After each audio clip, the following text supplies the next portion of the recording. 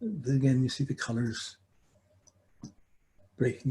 going through for the Cancer. Now we got to go into the Cancer ones.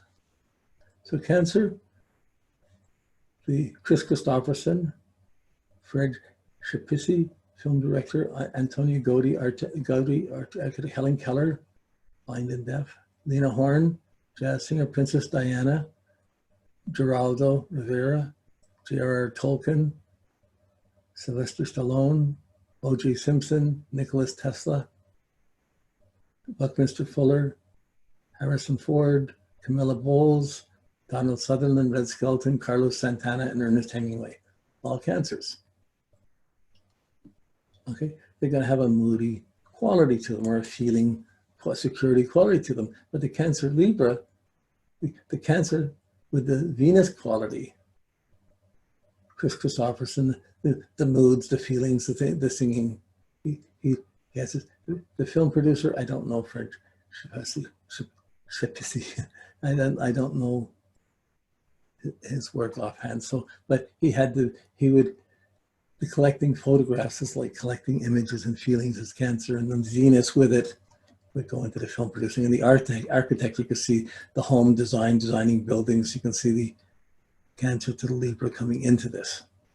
When we get to Cancer Scorpio, you have Helen Keller, blind and deaf, who educated herself and has an incredible story. So like she overcome from her feelings, she had centering that allowed her to keep going. Lena Horne, jazz singer with deep, deep feelings. That's a kind of sexy, the Scorpio quality.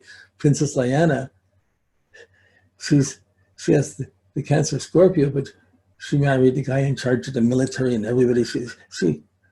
There was a very passionate side to her. However, it was repressed within the family. So, okay. Whenever you try and do a quick little interpretation, it's never good enough. Okay, Cancer Sag, the moods, the feelings, and the exaggeration of the Sag. Cancer Sag, you have Geraldo, like the TV host who was always taking things to an extreme. J.R. Tolkien with his adventures and his imagination, his memory and his adventures of the hobbits from the home to the wraiths and to the mortar. There's a really Cancer Sag writer. Sylvester Stallone, Rocky, he had the Cancer and the Sag adventure fighter coming back, and here's the edge of it back, and the feelings behind it. So you still had the Cancer to the Sag for those three. When you get Cancer Capricorn, you have O.J. Simpson, Nikola Tesla, and Buckminster Fuller. So they all had a Cancer.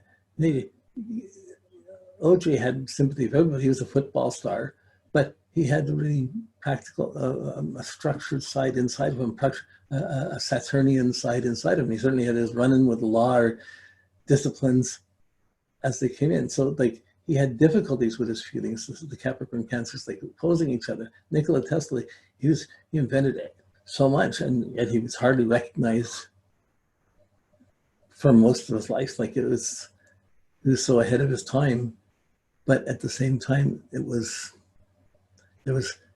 between his imagination and the structure around it, there was some restraint. And Buckminster Fuller built the domes, invented the domes, and then invented. He had a special way of seeing structures and building structures as well. We get to Cancer Aquarius, and you have Harrison Ford, Camilla Parker, and Donald Sutherland.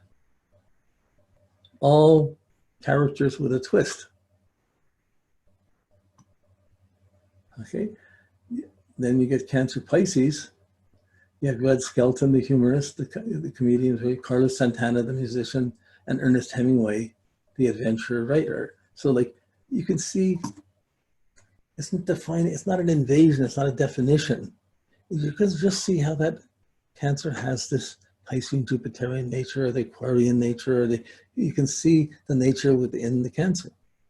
And that's the thing where you have to work at. You do this with enough people, you start to, oh, they're like this, but they're showing like that. Oh, they're the Cancer, but they have the Scorpio focus. Or they have, like, you begin to see that. And it really embellishes your ability to see each sign. So, okay, now we're up to Leo and Virgo. So with the Leos, Mick Jagger, Maxfield Parrish, Dorothy Hamill, skating championship, Arnold Schwarzenegger, Henry Ford, Germaine Greer, Guy de Maupassant, Lord Tennyson, Pierce with Shelley, the poet, Dustin Hoffman, Helen Blavatsky, Fidel Castro, Napoleon Bonaparte, Madonna, Ciccone, Doris, David Koresh, Robert Redford, Orville Wright, and Ray Bradbury. So we have all these Leos. Okay, they got to be best. They got to be shine. They got to be noble. They're good. They get applause for what they do. When we put it to the Leo to the Aries, the Sun to the Mars, we have Mick Jagger. Ta-da! You have the dancer performer, Maxfield Parris. He was the painter illustrator. He made an impression. I'm not sure how I would tie the Mars exactly into his. And Dorothy Hamill, the skating champion. You have the best at doing something physical, being physical, and becoming the champion. When you get to the Leo Taurus, you're going to have the Leo show and the need for the appreciation from Taurus, or the Venus rulership, and that's a bit of an awkward. They're both stubborn. There's a bit of an awkward stress. But here you have Arnold Schwarzenegger. I'm the best, and I get the best body in the world. I get this. I work to get this body. Here I am. Henry Ford. I make the best cars. I'm going to build the cars. I'm going to get these things. And he got really rich over building the cars and making Germaine Greer, the author feminist. You have the Leo with the feminist Taurus, and writing about like you can see how these things. You wouldn't imagine these things off just saying Leo Taurus and imagine it, but when you start seeing the people, you see how they lived into it, how they grew into their Pentan, and how that Pentan was a prominent part of their sign. So then we get Leo Gemini, we have Guy de Maupassant, Alfred Tennyson, and Pierce Shelley. They're Shelley, so they're all the poets, the Leo poets in there. You get Leo Cancer, you get Dustin Hoffman, Helen Blavatsky, and Fidel Castro. So you have the Leo, the best, but you have their personal style, their personal home, their personal feelings. Castro, he's his own country. He's working on take care of the people, take care of that. So he had that side to him. Helen Blavatsky was quite excited. She was the Leo, but she had her mysticism and her imagination. She was quite eccentric. She had quite eccentric habits, but at the same time, she was really had that psychic side of the Cancer, of the moon to it. But Dustin Hoffman, he just had that personal feeling that people could relate to. Okay. Then you get the Leo. Napoleon Bonaparte, Madonna, David Koresh, leader of the cult. And then you have the entertainer, dramatic, a little showy. And Napoleon Bonaparte, I got to conquer the world. I'm doing it. So they all had the Leo drive. When you get to the Leo Virgo, you have the critical Mercury in it. And you have Robert Redford, the actor, or Orville Wright, one of the inventors of the airplane, and Ray Bradbury, the science fiction writer. So you see the critical mercurial twist here. Actor, director, producer, not just the actor. He had to direct, he had to produce. The Virgo side was coming into this. He could do it better. So, okay, so we're going to go on from Leo into the Virgo. Okay, with Virgos, Sean Connery, Claudia Schiffer, Mother Teresa, Michael Jackson, Edgar Rice Burroughs, Robert Shapiro, John Cage, musician, Jesse James, Harley Swifter Regan, Captain Bligh, Leo Tolstoy, D.H. Lawrence, Cannibal Adderley, Lauren Bacall, Ken Kesey, Brian Epstein, manager of the Beatles, H.G. Wells, author, and Gustav Holst, the composer. So you have all these analytical Virgo factors. When we get to the Virgo with the Venus, the Libra quality, you have Sean Connery. Everybody loves Sean Connery. There's Sean Connery, the actor, the supermodel, got the system all together and has the style to look beautiful, has the Venus quality within it. Mother Teresa, the hardworking, dedicated, but she became the missionary. She gave up the Venus things, but she did just a beautiful thing to help people, got raised money to help people, the poorest people. So you can see the critical of the overindulgence. You can sort of see how that works to make her unquestionably loved and appreciated. Virgo Scorpio, Michael Jackson. That's a perfect Virgo Scorpio. He puts a white glove on and holds it against his crutch. So he's got the clean hand and he's holding it against his crutch with clothes on. It's the Scorpio, like the Virgo Scorpio. So just I like that symbol around that. Edgar Rice Burroughs, he's the writer, did Tarzan, did all these adventure things, played on Scorpio fantasies. And Robert Shapiro, the lawyer for O.J. Simpson, he's the Virgo who's fighting for the cause. When you get to the Sag, Virgo Sag, you're going to have the Mercury and the Jupiter exaggerating and extending. You know, John Cage, the musician, composer, did all kinds of crazy things, sticking stuff in pianos and making all kinds of sounds and noise and really radical.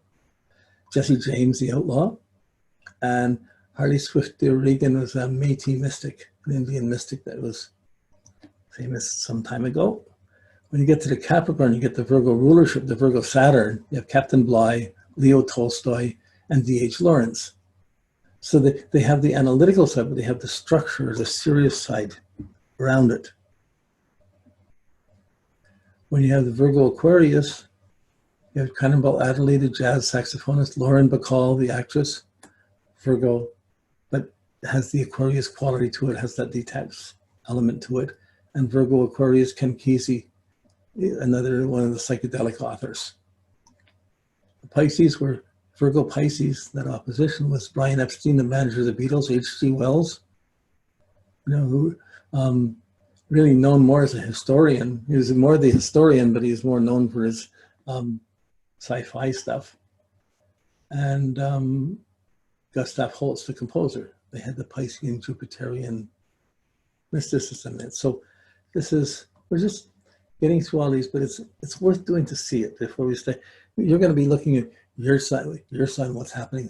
You look at a few people, you start to see this, and you start to work it, and you don't expect too much. You just know the sign, and you think, oh, they got this twist to it, or they got this direction to it. And that direction is very specific, and it comes in, and you'll be able to. These are very easily observable. You see them. It's harder with people. These are famous people and people that we know that we all have some concept of, but it's easier to see the people in your life or the people you know, oh, look at that, they're going on that, or look at that. Like you can see these things. So when we get to Libra, we've got John Coltrane, Barbara Walters, T.S. Eliot, Jerry Lee Lewis, Johnny Mathis, Groucho Marx, Bob Geldof, Heinrich Himmler, Vladimir Putin, John Lennon, Paul Simon, Lenny Bruce, Oscar Wilde, Evel Knievel, and Chuck Berry, Arthur Rimbaud, Deepak Chopra, and Timothy Leary. So all the Libras with their ideas and their visions and their dreams of how they want to be appreciated for their ideas. Okay, now when we put it into the